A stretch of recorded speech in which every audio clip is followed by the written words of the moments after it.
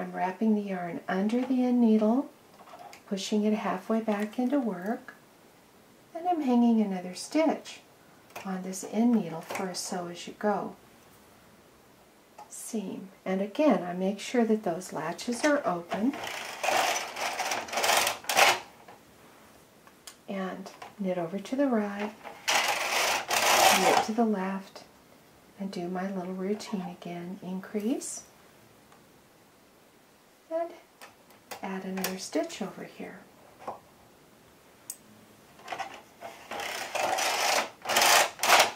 I'm going to keep doing this until all the needles are in work, and then I'll show you the next step. The hat is made of triangles, and this is the first of the 6 triangles. So once I get to this place and I've got the carriage on the right, I need to bring all the needles back into hold for the next triangle. Let me put the weight back on, and let me bring the needles, all except the rightmost 6, into hold position. And now I'm going to repeat that same procedure to knit my next triangle. I knit across, and then I wrap, increase, open the latch, and hang another stitch from the band onto the end needle. And knit back. It does knit back if I do it this way. So I just keep doing that, and I'll have my second triangle.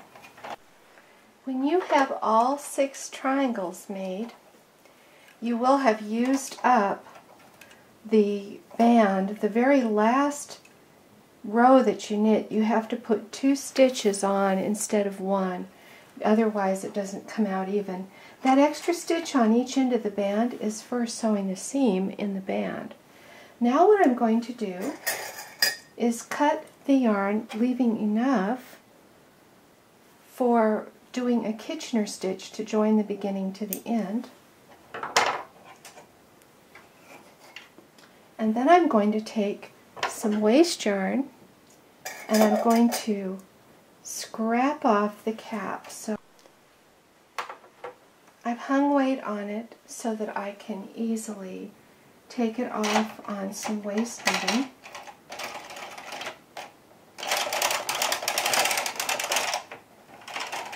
I just need a good contrast on the color. Here is the finished hat. It needs a little bit of assembly, and I need to remove the waste yarn that's going all the way around the edge.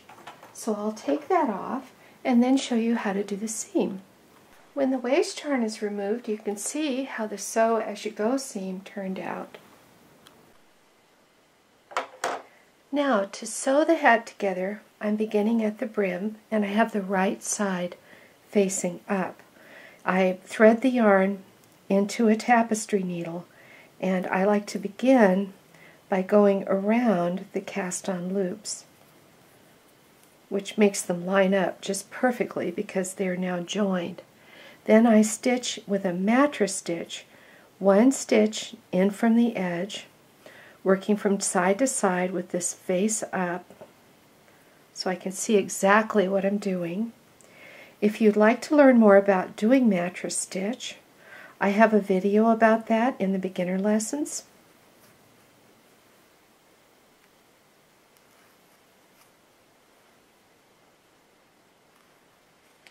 After a few stitches, I can pull it up,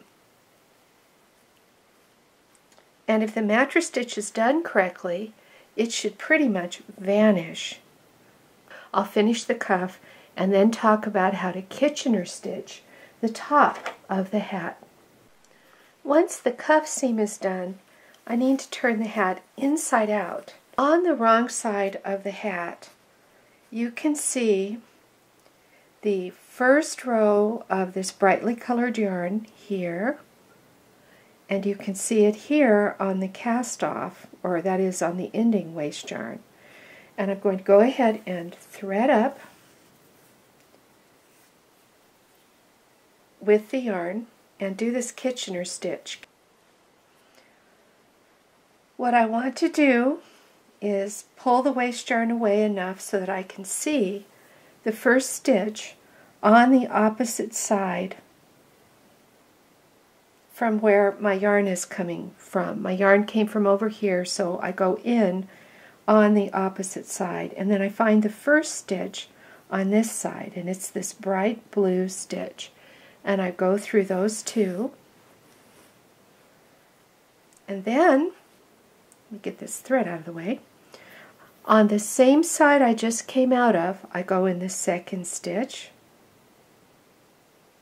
and go back in the same stitch on the opposite side. Each stitch gets used twice. So I go to a new stitch beside the one I came out of, so it's the neighbor. I've heard people say go in the neighbor's house and then go across the street. So I've gone in the neighbor's house, now I go across the street, but I use the old stitch again. So when I go to the neighbor's house here, that's a new stitch. When I go across the street, I'm using an old stitch.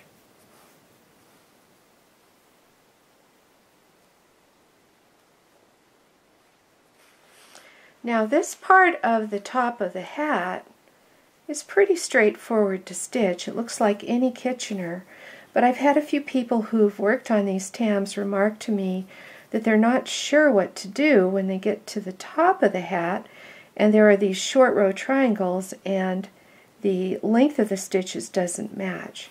So I'm going to come back on camera and show how that works. I'm not sure how visible it is on camera, but when I get to the top of the hat, what I have is one side with the same little small stitches, small and close together, but on the other side I have longer loops, larger stitches. What you do to sew that up is you completely ignore the fact that those are bigger. Just treat them like small loops and keep right on Kitchenering your way across. You're trying to get a tension with your Kitchener stitch that's not too tight, not too loose. You want about the same tension as a row of real knitting. When that is all sewed to the center, you can leave the needle threaded, but flip it inside out, because now what you're going to do is unravel the waist yarn. Now the one that had the row of yarn that was a divider yarn or a ravel cord, that one's the easy one to get off, because you can pull the yarn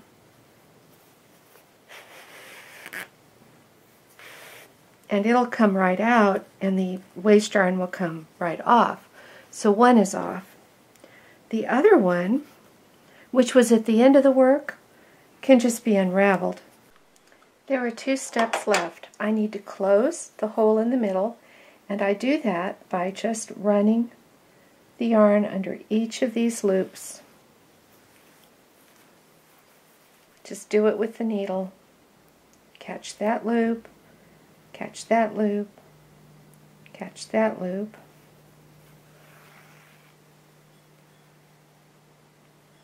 And I go all the way around, catching the loops in the middle.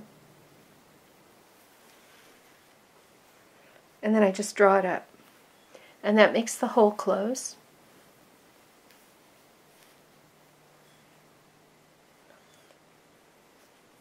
And then I'm going to hide the ends. After a light steaming, I just peeled it off the plate. And here's how it looks. That little bit of blocking really does improve the appearance. And when I say light steaming, do not touch it with the iron or the steam wand. Just hover above it and get it a little bit wet and then stop. So that's how to make the tam on the Ultimate Sweater Machine. Here's the bright colored one, and here's the one in rose and beige.